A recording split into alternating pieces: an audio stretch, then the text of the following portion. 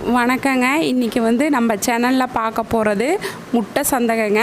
நீங்கள் சந்தகங்கன்னா தெரிஞ்சிருக்கும். இட்லி பாத்திரத்தில் இட்லியாட்ட வேக வச்சு அது சந்தக முறத்தில் போட்டு புளியறது தான். அது வந்து பார்த்திங்கன்னா நம்ம நார்மலாக தேங்காய் பால் ஊற்றி சாப்பிடுவோம், தக்காளி செய்வோம், லெமன் செய்வோம், இதுலேயே புளியோதரையும் கூடி செய்வாங்கங்க. இப்போ இதுலேயே வந்து நான் வந்து டிஃப்ரெண்ட்டாக வந்து கொஞ்சம் டேஸ்ட் வந்து குழந்தைகளுக்கு பிடிச்ச மாதிரி செய்யணுங்கிறங்காட்டி நான் வந்து முட்டையில் போட்டு நான் செஞ்சுருக்கிறேன். இது வந்து பார்த்திங்கன்னா ஒரு 12 இட்லியை வந்து நான் புழிஞ்சு எடுத்து வச்சுருக்கிறேங்க. இதுக்கு வந்து அரிசி வந்து ஒரு 4 மணி நேரம் போல் ஊற வச்சு நல்லா நைஸாக அரைக்கணுங்க. அதுதான் ரொம்ப முக்கியம். அரைக்கிறப்பவே லைட்டாக உப்பு போட்டு அரைச்சி எடுத்து இதில் வந்து ஒரு தேங்காய் வந்து ஒரு 4 புட்டு நீங்கள் புழிஞ்சிங்க அப்படின்னா சந்தகம் வந்து நல்லா உதிரியாக நல்லா வருங்க. இதுக்கு வந்து நான் வந்து ஒரு 5 முட்டை எடுத்துருக்கிறேன். ஒரு பாத்திரத்தில் லைட்டாக எண்ணெய் விட்டு 5 முட்டையும் உடச்சி ஊற்றி நல்லா அந்த எண்ணெயில் வந்து நல்லா வந்து உதிரியாக வர்ற அளவுக்கு வந்து நம்ம வந்து வணக்கிக்கணுங்க. வணக்கி அதை தனியாக எடுத்து வச்சுட்டு நம்ம அதுக்கப்புறம் வந்து நம்ம வந்து செஞ்சுக்கலாம். இப்போ பாருங்கள், நான் 5 முட்டையும் உடச்சி ஊற்றியாச்சு. இப்போ இதில் வந்து முட்டைக்கு மட்டும் தகுந்த மாதிரி அளவாக வந்து உப்பு சேர்த்துக்கோங்க. ஆல்ரெடி வந்து சந்தகையிலையும் வந்து மாவில் வந்து நான் உப்பு போட்டிருக்கிறேன். அடுத்தது நம்ம தொக்கு செய்கிறப்பவும் அதுலேயும் நம்ம உப்பு சேர்ப்போம். அதனால் இந்த முட்டைக்கு தகுந்த அளவு மட்டும் உப்பு போட்டு நல்லா இந்த மாதிரி வந்து உதிரியாக நீங்கள் வந்து நல்லா எண்ணெயில் வறுத்து எடுத்து வச்சுக்கோங்க. அதுக்கப்புறம் வந்து நம்ம வந்து முட்டை தொக்கு செய்கிறப்போ இதை மேலால் தூவிட்டு செஞ்சோம்னா இதோட டேஸ்ட் வந்து ரொம்பவே நல்லா இருக்குங்க. இப்போ பாருங்கள் எந்த அளவுக்கு முட்டை நல்லா வந்து உதிரியாக வந்து இருக்குன்னு பாருங்கள். இந்த வந்து எடுத்து ஒரு தனியாக ஒரு பாத்திரத்தில் மாற்றி நம்ம எடுத்து வச்சுக்கலாம். இப்போ வந்து இன்னொரு பாத்திரத்தில் எண்ணெய் விட்டு எண்ணெய் நல்லா காயிட்டுங்க. பாருங்கள் எந்த அளவுக்கு முட்டை வந்து உதிரியாக வந்திருக்குதுன்னு. இப்போ இன்னொரு பாத்திரத்தில் வந்து தேவையான அளவுக்கு வந்து எண்ணெய் விட்டுக்கலாங்க.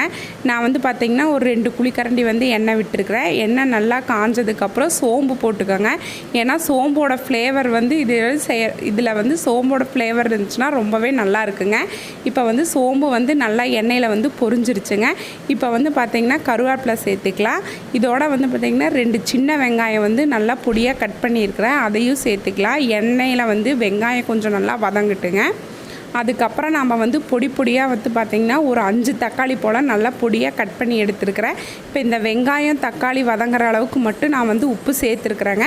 நம்ம கடைசியாக சந்தகம் சேர்க்குறப்போ உப்பு பார்த்துட்டு உங்களுக்கு எந்த அளவுக்கு உப்பு வேணுமோ அந்த அளவுக்கு உப்பு சேர்த்துக்கோங்க. இப்போ வந்து 4-5 தக்காளி வந்து நல்லா பொடியாக கட் பண்ணி அதையும் இதோட சேர்த்து நம்ம வந்து எல்லாம் வதக்கிட்டு ஒரு 2 நிமிஷம் போல் மூடி போட்டு வைக்கலாங்க. ஏன்னா அந்த தக்காளியில் இருக்கிற தண்ணி விட்டு கொஞ்சம் தக்காளி வந்து நல்லா வதங்கணும்.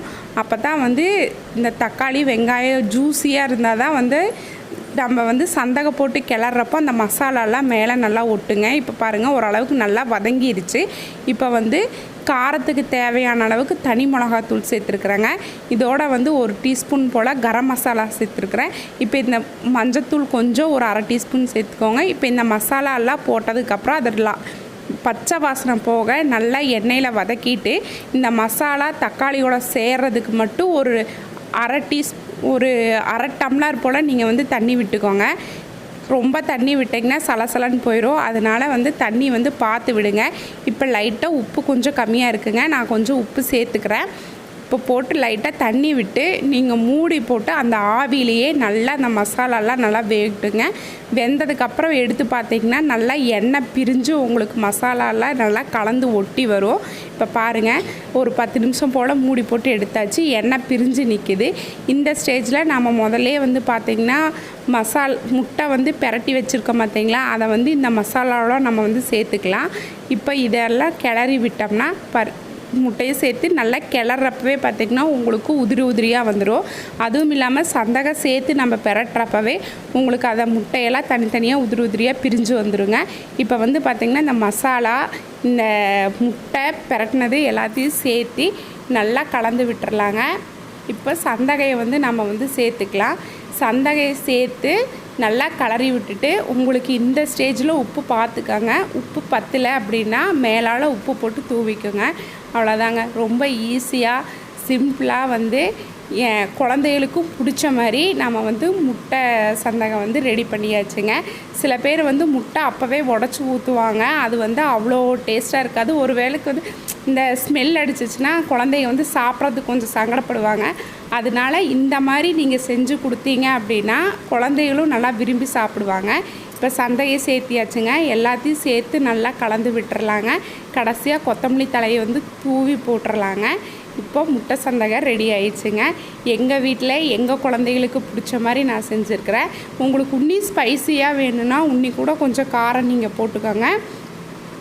இப்போவும் பார்த்திங்கன்னா என் பையன்தான் இதை வந்து டேஸ்ட் பண்ண போகிறான். அவனுக்கு வந்து இந்த முட்டை சந்தகைன்னா அவனுக்கு ரொம்பவே பிடிக்கும். அவன் வந்து லெமன் சந்தகையும் முட்டை சந்தகையும் அவன் ரொம்ப விரும்பி சாப்பிடுவான். அதனால் நான் வந்து பாதி வந்து முட்டை சந்தகை செஞ்சுருக்கேன், பாதி வந்து லெமன் சந்தகை செஞ்சுருக்கேங்க. இப்போ இந்த முட்டை சந்தகையை வந்து அவன் தான் ஃபஸ்ட்டு டேஸ்ட் பண்ணுவேன்னு சொல்லிட்டு டேஸ்ட் பண்ண போகிறாங்க. சந்தகைனா ரொம்ப பிடிக்கும். அந்த சந்தகையிலேயே நல்லா டிஃப்ரெண்ட்டாக முட்டை சந்தகை செஞ்சு கொடுத்துருந்தாங்க. இதோட லெமன் சந்தகையும் செஞ்சு கொடுத்துருந்தாங்க. அதுவும் ரொம்ப டேஸ்ட்டாக இருந்துச்சு. இதுவும் நல்லா டிஃப்ரெண்ட்டாக நல்லா ஃப்ளேவராக நல்லா ஸ்பைசினஸ்ஸாக ரொம்ப ரொம்ப டேஸ்டியாக இருந்துச்சு. ஆனால் நீங்களும் ட்ரை பண்ணி பாருங்கள். ஓகே, டாட்டா, பாய் பாய்.